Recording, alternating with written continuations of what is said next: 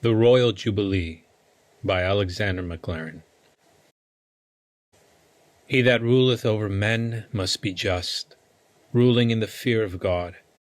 And he shall be as the light of the morning, when the sun riseth, even a morning without clouds, as the tender grass springing out of the earth, by clear shining after rain. 2 Samuel 23, verses 3 and 4. One of the Psalms ascribed to David sounds like the resolves of a new monarch on his ascension. In it, the psalmist draws the ideal of a king and says such things as, I will behave myself wisely in a perfect way. I will set no wicked thing before mine eyes.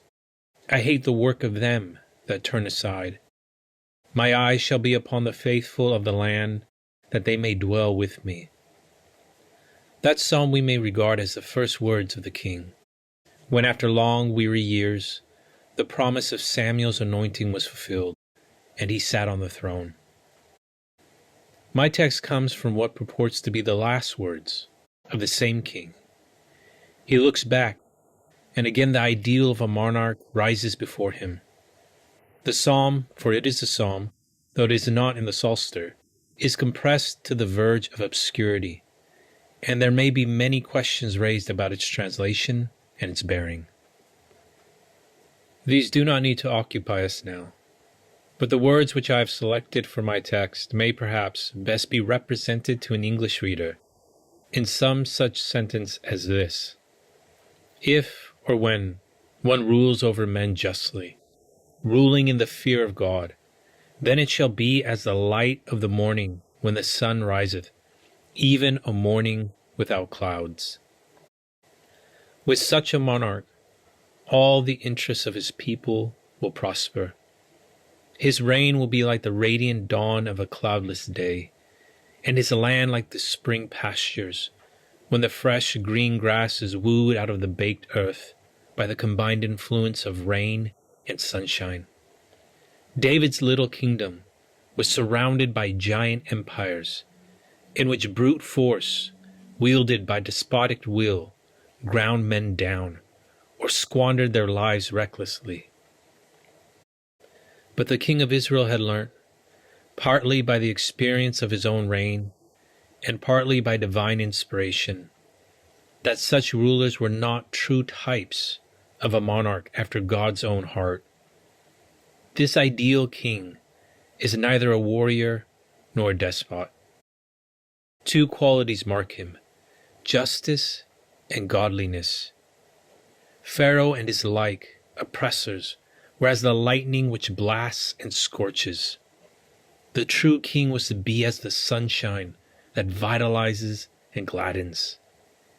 He shall come down like rain upon the mown grass, and as showers that water the earth.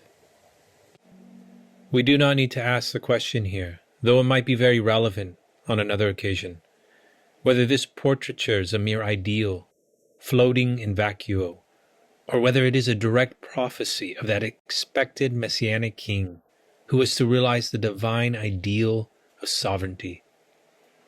At all events, we know that, in its highest and deepest significance, the picture of my text has lived and breathed human breath in Jesus Christ, who both in his character and in his influence on the world fulfilled the ideal that floated before the eyes of the aged king.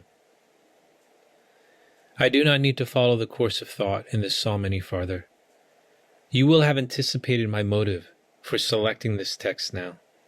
It seems to me to gather up in vivid and picturesque form the thoughts and feelings which today are thrilling through an empire, to which the most extended dominion of these warrior kings of old was but a speck.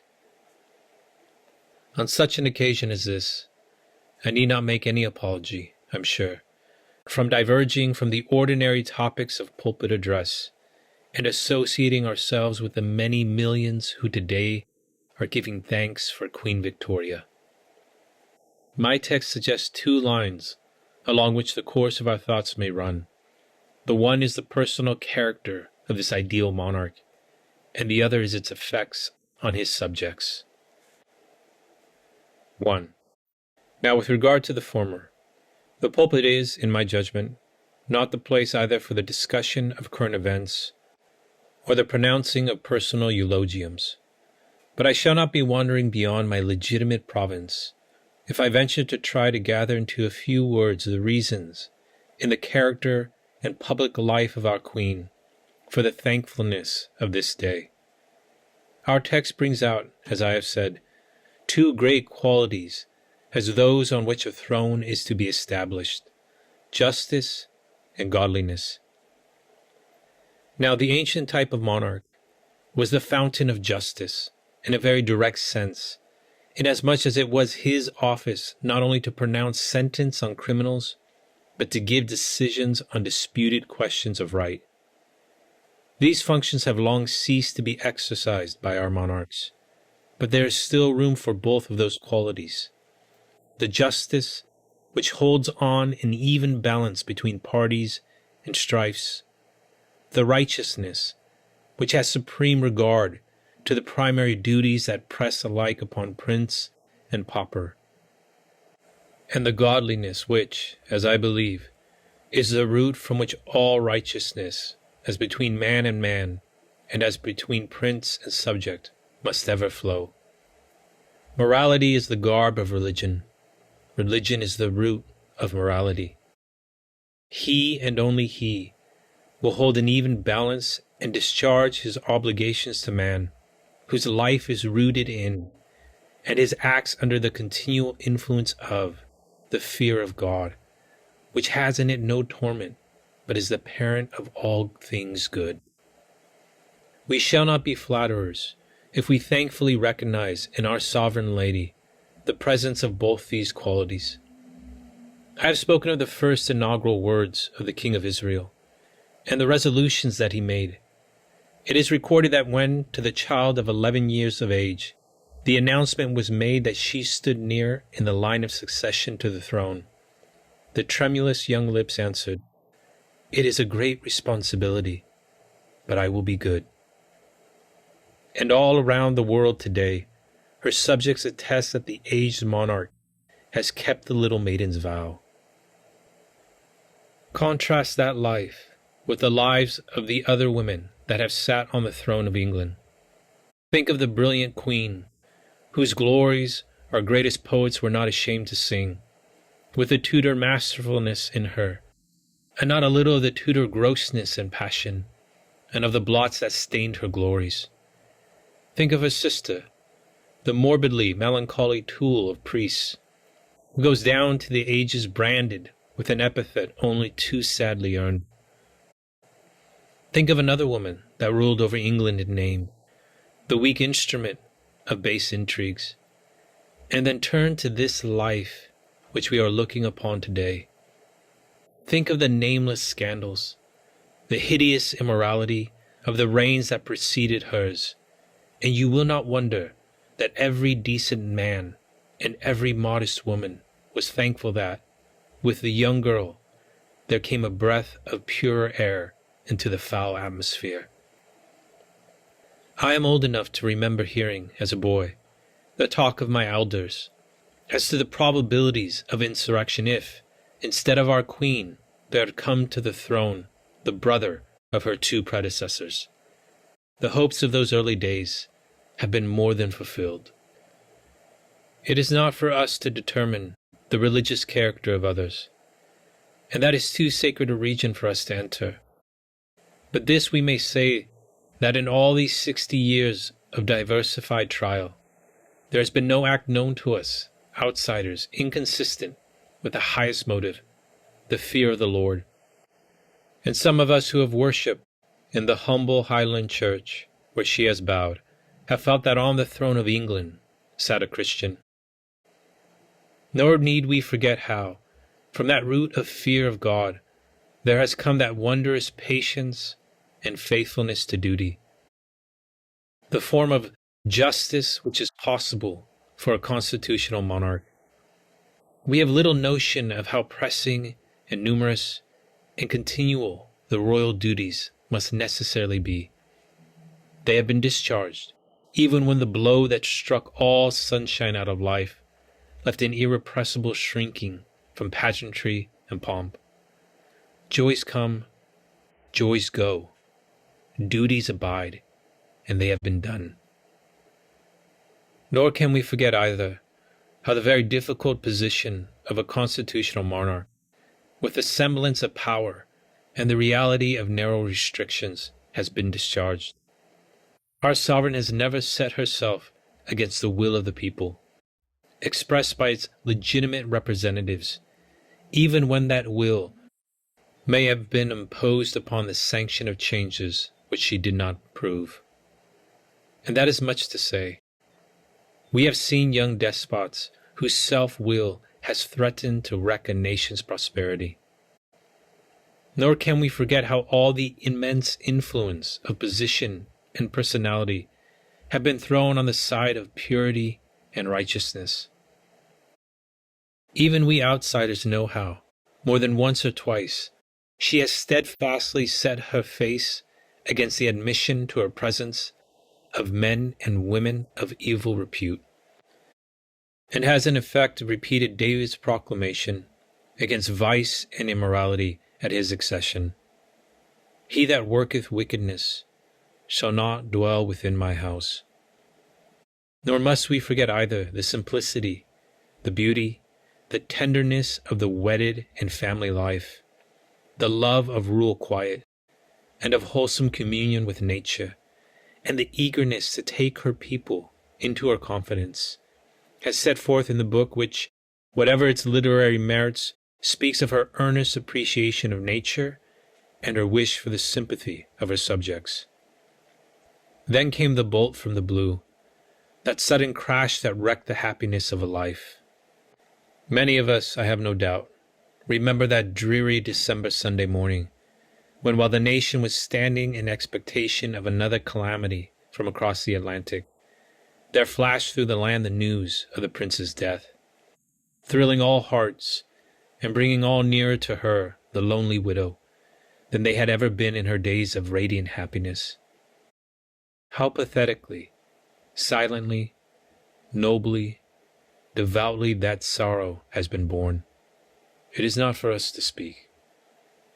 She has become one of the great company of sad and lonely hearts, and in her sadness has shown an eager desire to send messages of sympathy to all whom she could reach, who were in like darkness and sorrow. Brethren, I have ventured to diverge so far from the ordinary run of pulpit ministrations, because I feel that today we, all of us, whatever may be our political or ecclesiastical relationships and proclivities, are one in thanking God for the monarch whose life has been without a stain, and her reign without a blot. 2. Now let me say a word as to the other line of thought which my text suggests, the effect of such a reign on the condition of the subject. Now, of course, in the narrowly limited domain of that strange creation, a constitutional monarchy, there is far less opportunity for the sovereign's direct influence on the subject than there was in the ancient kingdoms of which David was thinking in his psalm. The marvelous progress of England during these 60 years is due not to our sovereign, but to a multitude of strenuous workers and earnest thinkers in 100 different departments, as well as to the evolution of the gifts that come down to us from our ancient inheritance of freedom. But we shall much mistake if, for that reason, we set aside the monarch's character and influence as of no account in the progress. A supposition, which is a violent one, may be made which will set this matter in clearer light. Suppose that during these 60 years we had had kings on the throne of England, like some of the kings we have had. The sentiment of loyalty now is not of such a character as that it will survive a vicious sovereign. If we had had such a monarch, as I have hinted at, the loyalty of the good would for all these years have been suffering a severe strain, and the forces that make for evil would have been disastrously strengthened. Dangers escaped are unnoticed, but 1 12-month of the reign of a profligate would shake the foundations of the monarchy, and would open the floodgates of vice And we should then know how much the nation owed to the Queen, whose life was pure, and who cast all her influence on the side of things that are lovely and of good report. Take another supposition. Suppose that during these years of wonderful transition, when the whole aspect of English politics and society has been transformed, we had had a king like George III, who set his opinion against the nation's will constitutionally expressed. Then no man knows with what storm and tumult, with what strife and injury, the inevitable transition would have been effected. Be sure of this, that the wise self-effacement of our sovereign during these critical years of change is largely the reason why they have been years of peace, in which the new has mingled itself with the old without revolution or disturbance. It is due to her in a very large degree that freedom broadens slowly down from precedent to precedent. I need not dilate on the changed England that she looks out upon and rules today. I need not speak. There will be many voices to do that, and not altogether agreeable notes, for there will be a dash of too much self-complacency in them. About progress in material wealth, colonial expansion, the increase of education, the gentler manners, the new life that has been breathed over art and literature, the achievements in science and philosophy, the drawing together of classes, the bridging over of the great gulf between rich and poor by some incipient and tentative attempts at sympathy and brotherhood. Nor need I dwell upon the ecclesiastical signs of the times, in which, mingled as they are, there is at least this one great good, that never since the early days have so large a proportion of Christian men been seeking after the things that make for peace, and realizing the oneness of all believers who hold the head. All this review falls, more properly, into other hands than mine. Only I would put in a caution. Do not let us mingle self-conceit with our congratulations. And above all, do not let us rest and be thankful. There is much to be done yet. Listening ears can catch on every side vague sounds that tell of unrest and of the stirrings into wakefulness of the spirit of the years to come, yearning to mix itself with life. I seem to hear all around me the rushing in the dark of a mighty current that is bearing down upon us. Great social questions are rapidly coming to the front. The questions of distribution of wealth, abolition of privilege, the relations of labor and capital, and many others are claimant to be dealt with at least, if not solved. There's much to be done before Jesus Christ is throned as King of England. War has to be frowned down. The brotherhood of man has to be realized. Temperance has to be much more largely practiced than it is. I need not go over the catalogue of desiderata of gender, things that have to be done in the near future. Only this I would say. Christian men and women are the last people who should be ready to rest and be thankful.